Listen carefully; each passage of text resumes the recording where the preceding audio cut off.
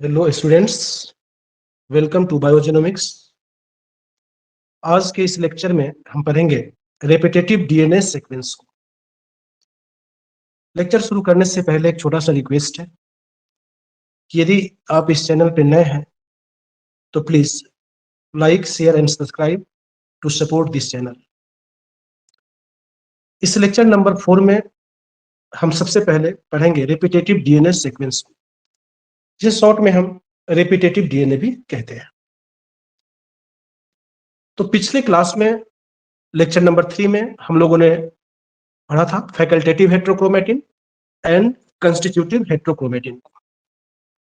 और constitutive heterochromatin के विषय में मैंने कहा था कि यह पूरे क्रोमोसोम के ऊपर डिस्ट्रीब्यूटेड होगा, यानी कि हेट्रोक्रोमेटिन के मेजर पार्ट को रिप्रेजेंट करता है, और साथ में ये सेंट्रोमियर के पास भी होगा और टेलोमियर के पास भी होगा।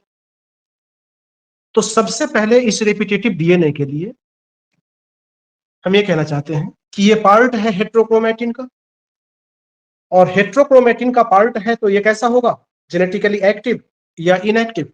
तो डेफिनेटली ये जेनेटिकली इनएक्टिव होगा, जेनेटिकली इनएक्टिव होगा। और जेनेटिकली इनएक्टिव कहने का मतलब हमने कई बार बताया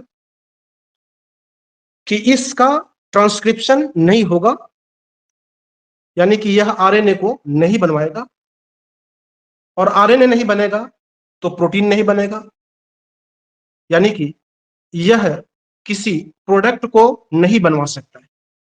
और जब किसी प्रोडक्ट को नहीं बनवा सकता है तो किसी कैरेक्टर को डिटरमाइन करने में भी ये रोल प्ले नहीं करेगा। तो चूंकि ये जेनेटिकली इनएक्टिव है, ना तो इसका ट्रांसक्रिप्शन होगा, ना ही ट्रांसलेशन होगा, और ना ही किसी प्रोडक्ट को बनाएगा, इसलिए इसको हम जंक डीएनए भी कहते हैं या सेल्फिश डीएनए भी कहते हैं। तो पहले हम लोग लिख दें नॉट ट्रांसक्राइब्ड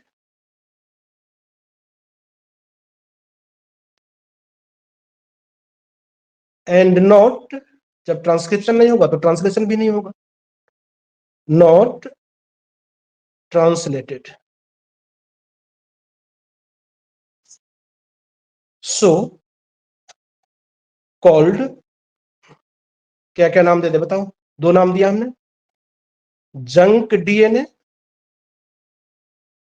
और इसी को हम सेल्फिश डीएनए भी कहते हैं, क्योंकि यह किसी प्रोडक्ट को नहीं बनवाता है। हमने कहा कि कंस्टिट्यूटिव हेट्रोक्रोमेटिन के पास में रिपीटेटिव डीएनए होता है। तो इस रिपीटेटिव डीएनए को जरा हम समझें।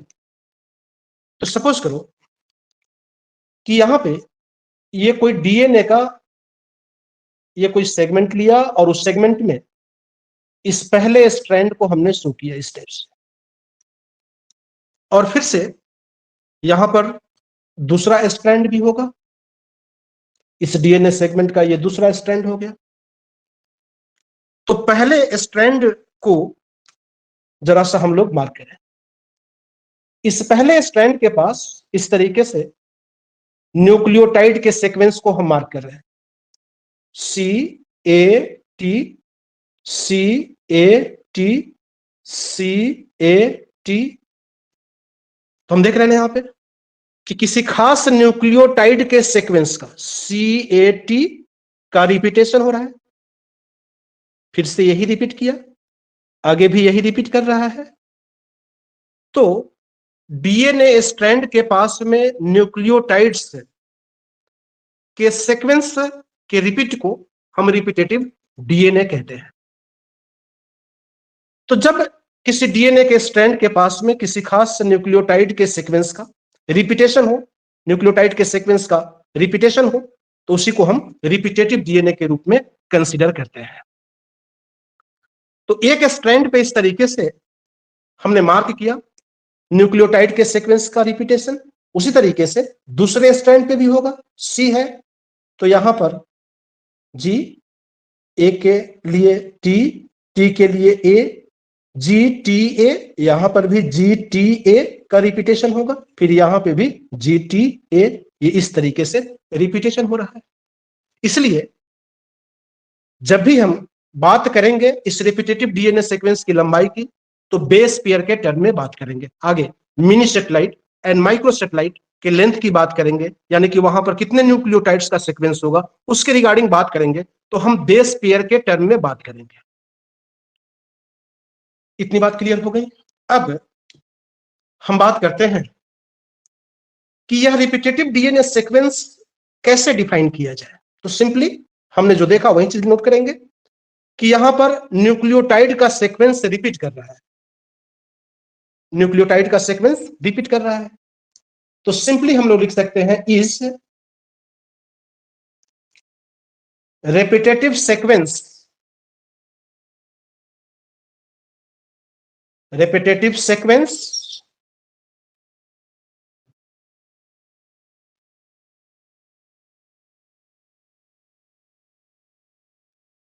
ऑफ, किस चीज का सीक्वेंस रिपीट कर रहा है, न्यूक्लियोटाइड्स का, ऑफ न्यूक्लियोटाइड्स। तो रेपिटेटिव डीएनए को सिंपली हमने डिफाइन कर दिया, it is repetitive sequence of nucleotides. अब देखो, अब यहां पे इस रेपिटेटिव डीएनए को हम दो कैटेगरी में बांटते हैं।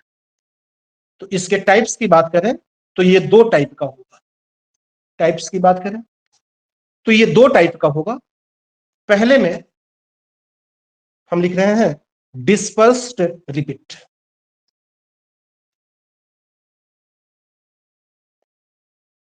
डिस्पर्स्ड रिपीट्स, और दूसरे में हम कह रहे हैं टेंडेम रिपीट्स।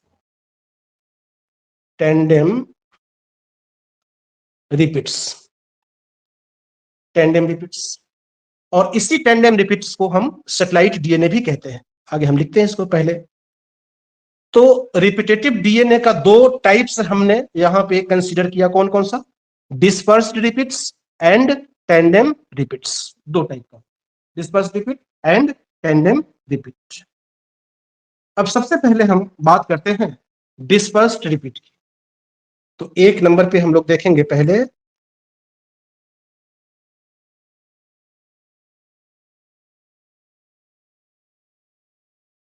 डिस्पर्स्ड रिपीट्स को।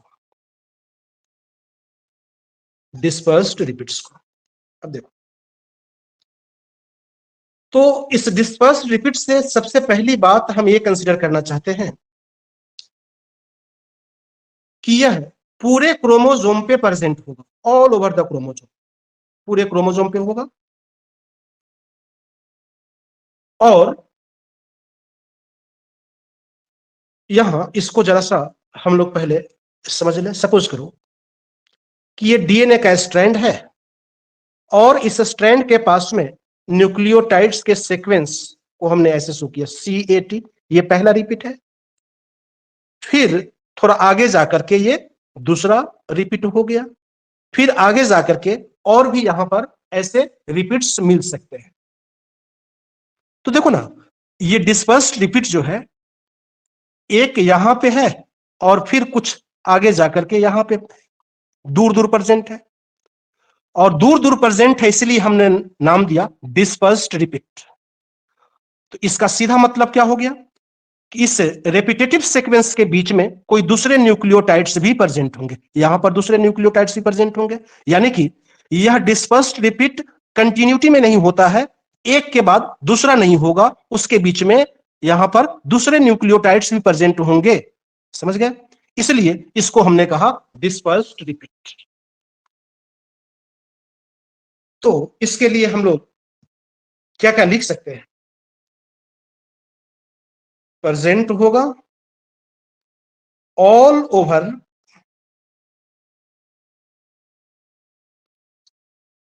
On chromosome.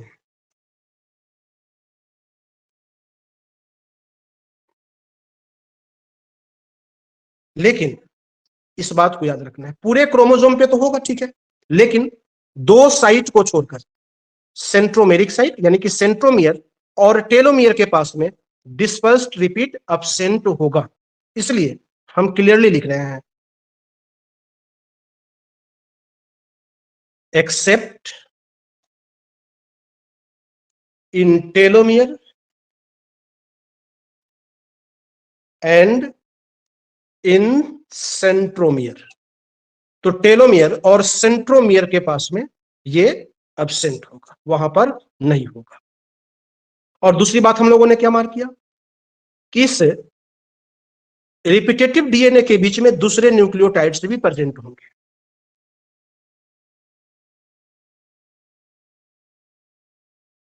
Other nucleotides are present between them. तो यहां पे हमने क्लियर लिखा other nucleotides are present between them. और ये प्रेजेंट होता है ट्रांसपोजोन्स के पास में। हम इसकी बात करते हैं, डिस्कस करते हैं। पहले लिख लें, प्रेजेंट इन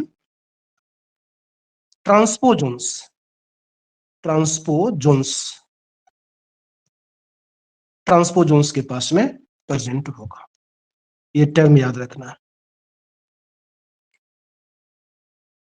तो डिस्पर्स रिपीट से रिलेटेड जो बात हमने कही कि यहां पर ये जो रिपीट है इसके बीच में दूसरे न्यूक्लियोटाइड्स होंगे, कंटिन्यूटी में नहीं होगा, कंटिन्यूअसली नहीं होगा, और ये पूरे क्रोमोसोम पे होगा एक्सेप्ट, है ना, क्या क्या, centromere and telomere, except telomere and centromere. और ये प्रेजेंट होगा किसके पास में, ट्रांसपोजोन्स के पास में। अब थोड़ा सा हम लोग ट्रांसपोजोन्स को देखें। ये ट्रांसपोजोन्स क्या होते हैं? ट्रांसपोजोन्स, ये ट्रांसपोजोन्स क्या होता है इसको थोड़ा सा देखें। तो सबसे पहले यहां पर इसे समझने के लिए हम लोग इस तरीके से दो क्रोमोसोम को मार्क करते हैं। ये पहला क्रोमोसोम और ये इस तरीके से पहला क्रोमोसोम और ये दूसरा क्रोमोसोम, ये सेकंड क्रोमोसोम। और इससे पहले क्रोमोसोम के पास में यह कोई ट्रांसपोजोन्स है। बात करते हैं ट्रांसपोजोन्स है। तो ट्रांसपोजोन्स है क्या? यह कोई जेनेटिक मार्कर है। इसी को तुम कोई जीन भी कह सकते हो या फिर डीएनए का कोई पार्ट कह सकते हैं, पार्ट ऑफ डीएनए और जेनेटिक मार्कर और जीन। तो यहां पर इस पहले क्रोमोसोम के पास में प्रेजेंट ये ट्रांसपोजोन है, ये कोई जेनेटिक मार्कर है, और यह जेनेटिक मार्कर यहां से मूव करके इसी क्रोमोसोम के सेम डीएनए मॉलिक्यूल के दूसरे पॉइंट पे चला गया। ऐसे ये पहला केस हो सकता है। दूसरा केस क्या हो सकता है कि सेम क्रोमोसोम के एक डीएनए से ये दूसरे डीएनए के पास में चला गया। इस तरीके से हम इस ट्रांसपोजोन्स को रेड कलर से शो करते हैं। यहां पे आ गया, यहां पे आ गया। ये दूसरा केस हो गया। ये पहला केस हम लोग मान ले, ये दूसरा केस मान ले। या कभी ऐसा भी हो सकता है कि ये ट्रांसपोजोन्स एक क्रोमोसोम से मूव करके किसी दूसरे क्रोमोसोम के पास चला जाए। तो ये थर्ड केस मान सकते हैं। तो ट्रांसपोजोन्स को कैसे डिफाइन करें? देखो कि वह जेनेटिक मार्कर या जीन या डीएनए का सेगमेंट या पार्ट जो अपने लोकेशन को, पोजीशन को चेंज कर लेता है, जिसका पोजीशन चेंज कर सकता है। तो यहां से ये पहले केस में हमने देखा कि एक ही क्रोमोसोम के पास में प्रेजेंट ये एक डीएनए मॉलिक्यूल के अंदर अपने पोजीशन को चेंज कर लिया। दूसरे केस में एक डीएनए मॉलिक्यूल से मूव करके सेम क्रोमोसोम के दूसरे डीएनए मॉलिक्यूल के पास जा सकता है, या एक क्रोमोसोम के डीएनए से दूसरे क्रोमोसोम के डीएनए के ऊपर जा सकता है। तो ऐसे ही जेनेटिक मार्कर को या जीन को हम ट्रांसपोजोन्स कहते हैं। तो पहले इसको हम लोग डिफाइन करते हैं कि ट्रांसपोजोन्स हैं क्या। तो ट्रांसपोजोन्स ये जेनेटिक मार्कर है, जेनेटिक मार्कर कह लो, और जीन भी कह सकते हैं, और डीएनए पार्ट भी कह सकते हैं, which can change, which can change position, which can change position. अब देखो, which can change position. अब दूसरी बात कि यह ट्रांसपोजोन्स अपने पोजीशन को कैसे कैसे चेंज कर रहा है, इस चीज को देखते हैं। तो पहले केस में हमने क्या कहा, पहले केस में क्या कहा, कैन चेंज पोजीशन, और यहीं पे हम लोग लिखते हैं ये चेंज इन पोजीशन कैसे कैसे हो सकता है, इस बात को लिखते हैं। तो पहले केस में from 1 point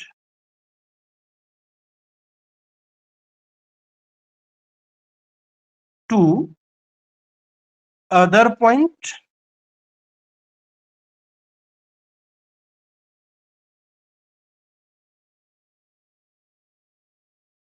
in same DNA, DNA molecule भी लिख सकते हैं। और दूसरे केस में हमने क्या देखा, from 1 DNA to other DNA of same chromosome, from 1 DNA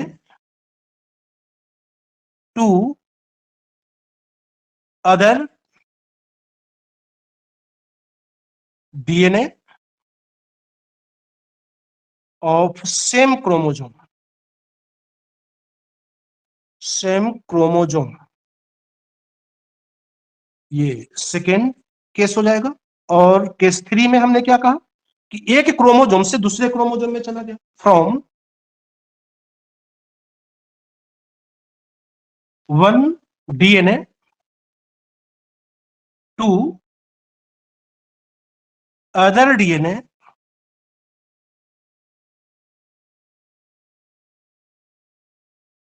of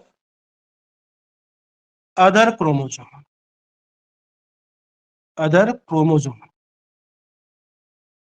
other chromosome। तो 3 पॉसिबल वे में यहां पर अपने लोकेशन को ये चेंज कर सकता है, from 1 point to other point in same DNA, from 1 DNA to other DNA,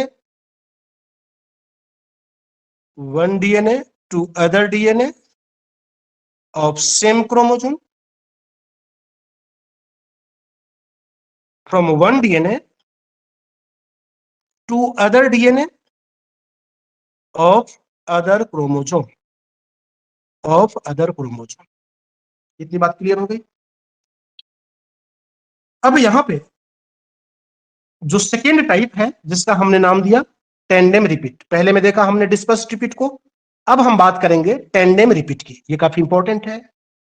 tandem repeat पढ़ने से पहले एक और क्वेश्चन मार्क कर लेते हैं कि इसी ट्रांसपोजोन्स को हम जंपिंग जीन भी कहते हैं, ट्रांसपोजोन्स को ही हम जंपिंग जीन भी कहते हैं।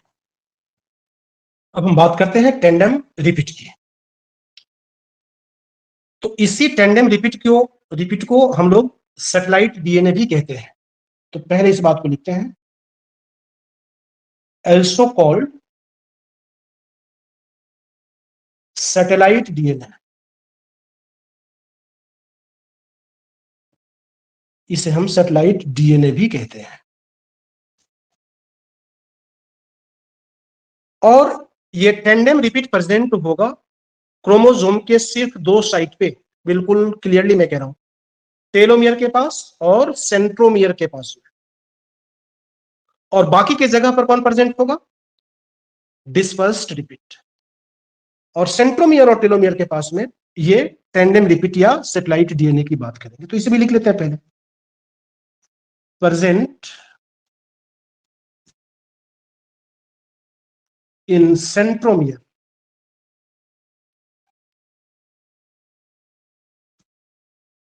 एंड टेलोमियर,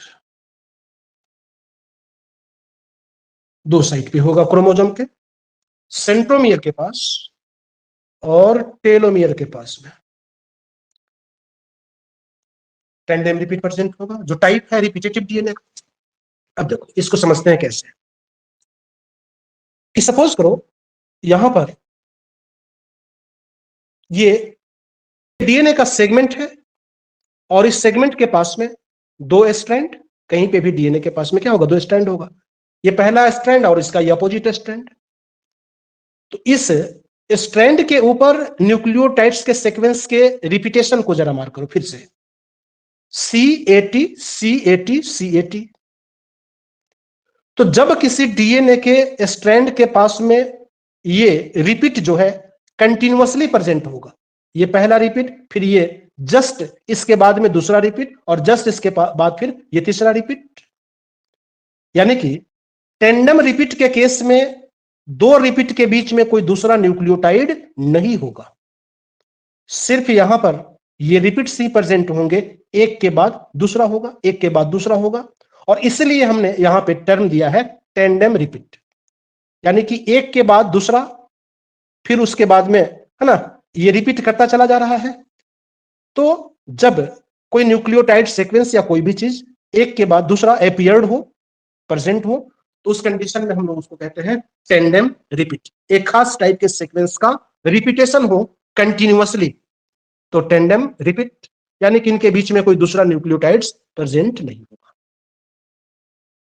तो अब इसके टाइप को देखें हम लोग, तो ये दो टाइप का होता है। पहला, यहां पर हम बात करेंगे पहले टाइप में माइक्रोसैटेलाइट, पहले नंबर पर देंगे माइक्रो सैटेलाइट, और दूसरे में हम लोग पढ़ेंगे मिनी सैटेलाइट को, मिनी सैटेलाइट को। तो टेंडम रिपीट का दो कैटेगरी हो गया, कौन कौन सा, माइक्रो सैटेलाइट, ये पहला माइक्रो सैटेलाइट और दूसरा मिनी सैटेलाइट, दोनों को हम लोग यहां पे पढ़ेंगे। तो टेंडम रिपीट में हमने कहा कि जब किसी डीएनए के स्ट्रैंड्स के पास में एक खास टाइप के न्यूक्लियोटाइड के सीक्वेंस, है ना, रिपीट करें कंटिन्यूअसली, यानी कि इसके बीच में कोई दूसरे न्यूक्लियोटाइड्स नहीं होंगे, तब उसको कहेंगे टेंडम रिपीट। टेंडम का मतलब ही होता है एक के बाद फिर से दूसरा। अब देखो, अब यहां पे हम बात करते हैं, पहले नंबर पर हम लोग देखेंगे माइक्रो सैटेलाइट को, माइक्रो सैटेलाइट को हम लोग पढ़ेंगे, माइक्रो सैटेलाइट को। तो इस माइक्रो सैटेलाइट के विषय में सबसे पहली बात कि ये छोटे साइज के होंगे और इसके पास में न्यूक्लियोटाइड्स के कितने सीक्वेंस हो सकते हैं, यानी कि इस रिपीट के पास में न्यूक्लियोटाइड्स कितने हो सकते हैं उसके आधार पर। तो पहली बात याद रखना है कि इसके पास में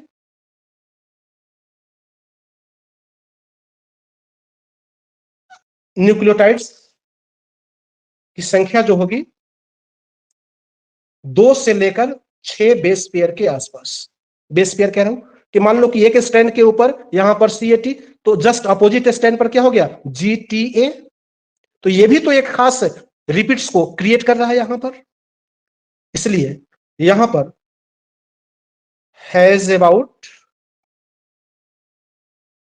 2 से लेकर 6 बेस पेयर, किसका, न्यूक्लियोटाइड्स का, ऑफ न्यूक्लियोटाइड्स। और ये एक रिपीट है, यह रिपीट, है ना, ये जो सीक्वेंस है न्यूक्लियोटाइड्स का, यह लगभग 5 से लेकर 200 बार तक रिपीट कर सकता है। तो हम ऐसे लिख सकते हैं, ये जो सीक्वेंस है कैन रिपीट अबाउट, कितनी बार तक रिपीट कर सकता है, जैसे यहां पर 3 बार रिपीटेशन हो रहा है, पहला रिपीट, दूसरा रिपीट, तीसरा रिपीट, इस तरीके से ये कितनी बार तक रिपीट कर सकता है? 5 to 200 टाइम्स, 5 से लेकर के 200 बार तक ये रिपीट कर सकता है। किसके पास में, किसके केस में? माइक्रो सैटेलाइट के केस में।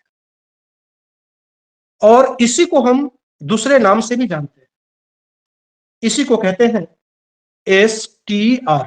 STR पूरी बात लिखते हैं, also called STR। और इसी को कहते हैं हम लोग, एक और नाम देते हैं SSR। तो 2 नाम दिया हमने, STR एंड SSR। इसका मतलब क्या होता है? STR का पूरा मतलब होता है शॉर्ट टेंडेम रिपीट। इसका पूरा नाम क्या हो गया? Short tandem repeat. Short tandem repeat.